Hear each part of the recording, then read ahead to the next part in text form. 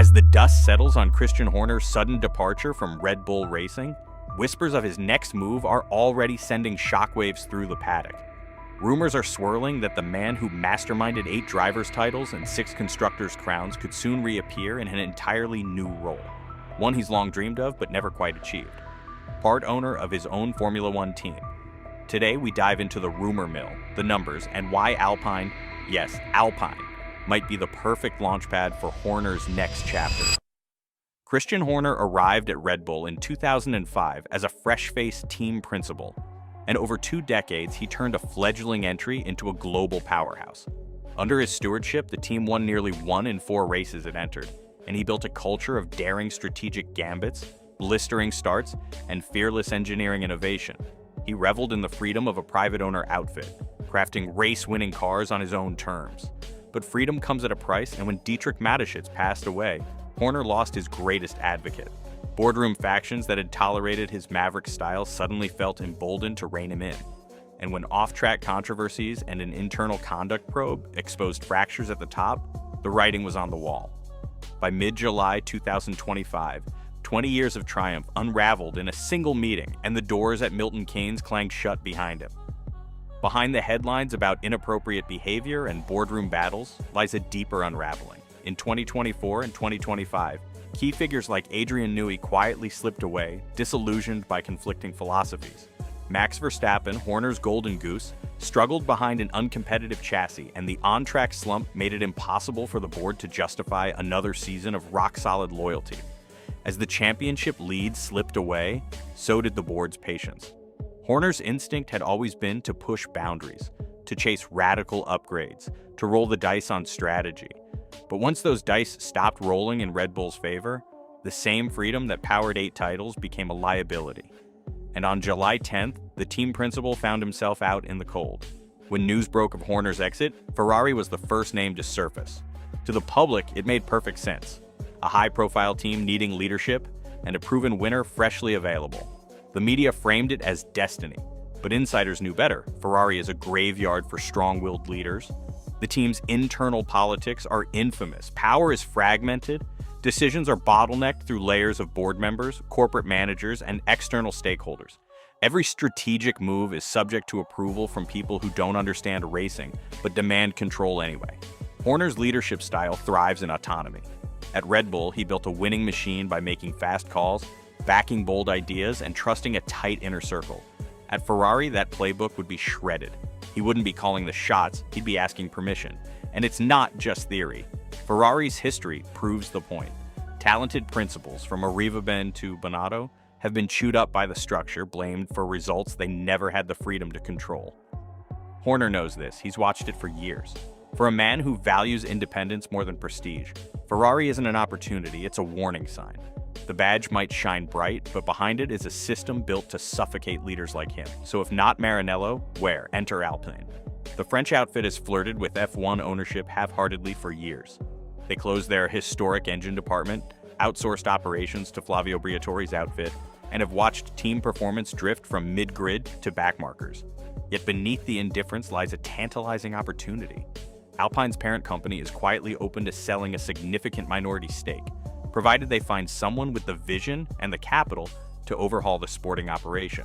To Horner, this is the chance of a lifetime, a team hungry for leadership, unencumbered by heavy-handed corporate oversight, and desperate for the kind of charisma and experience he brings. Of course, F1 ownership doesn't come cheap. Even a 10% slice of a midfield team commands a low-end price tag near $100 million, and true operational control could push that figure well beyond $200 million.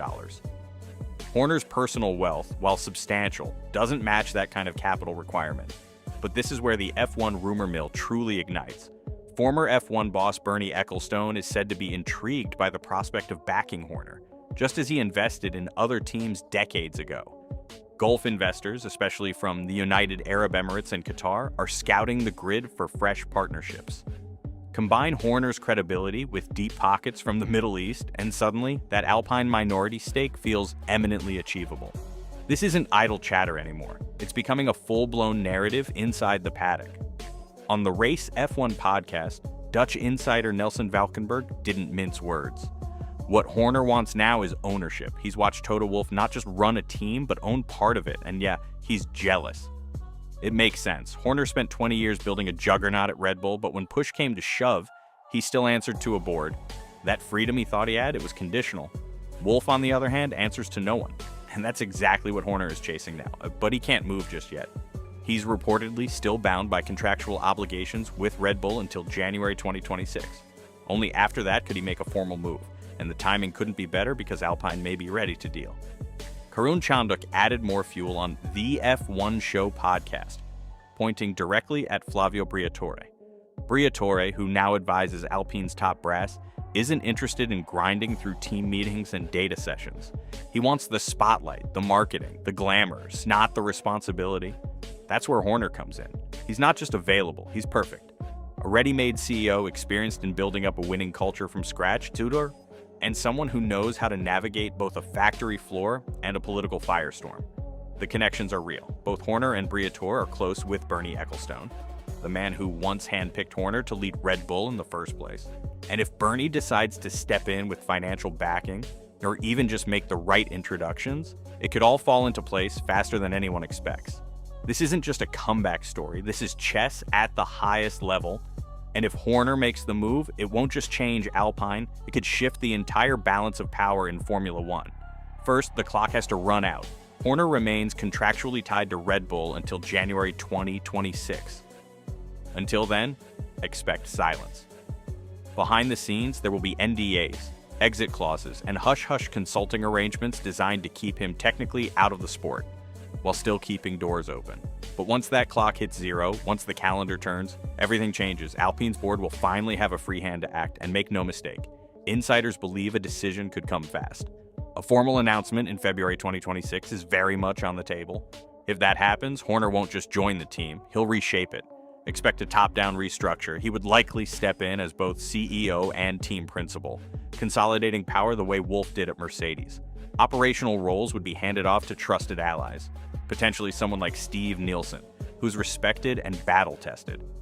Esteban Ocon and Pierre Gasly would probably stay in the driver's seats, at least for now, but nothing would be off the table. Horner's style is surgical. He'll make the cuts he needs, form new partnerships, and push aggressive branding. New livery, new sponsors, possibly even a new name. With Horner at the helm, the French team could go from stagnant midfielders to headline-hungry disruptors overnight. This isn't just about racing, it's about power, legacy, redemption. If Horner pulls it off, he won't just return to Formula One, he'll return on his terms, with more control than he ever had at Red Bull. Whether this deal ultimately happens remains uncertain. Alpine could change course, deciding to sell a larger stake to a corporate partner rather than an individual.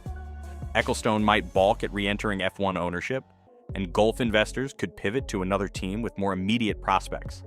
Yet the narrative fits so neatly. Horner, the architect of Red Bull's golden era, finally gets the keys to a team he can truly call his own. It's a chapter he's longed to write ever since watching Wolff claim both trophies and shares at Silverstone. As summer turns to autumn, keep a close eye on Alpine's board minutes, Ecclestone's public appearances, and any private equity chatter from the Gulf. Because if Christian Horner does secure that Alpine stake, the next F1 season won't just be about new regulations or driver shakeups, it'll be about the triumphant return of one of the sport's most compelling characters, this time armed with ownership and the power to shape his own destiny.